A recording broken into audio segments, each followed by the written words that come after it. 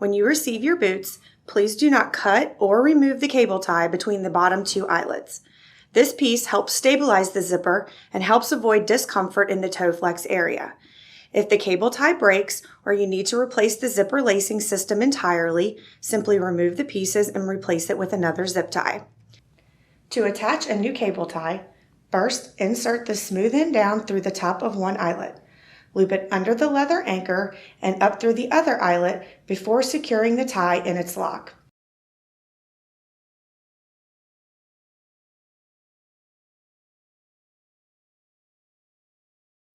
Cut off the excess that's sticking out with scissors and be careful not to damage the leather or any existing laces.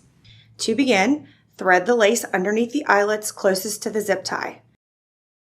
Then, lace over the next vertical eyelet, through it,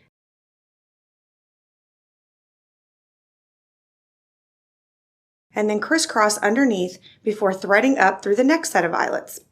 Repeat this process until you reach the crease of the boot, where you will find a lace slot cut into the leather.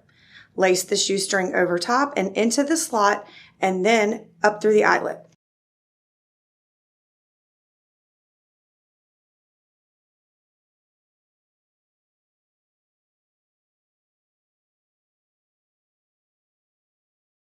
Continue lacing up the boot, over the top, crossing behind and up through the back of each eyelet.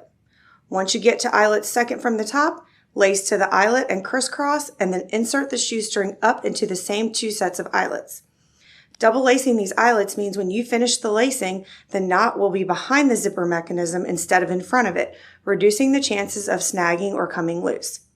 Lace the very top eyelet like normal. Once you fully lace the boot on both sides, you can slip it on, zip it up, and loosen or tighten the laces in different areas for your comfort and a custom fit. Once you're satisfied, knot at the top and tuck it behind the tongue.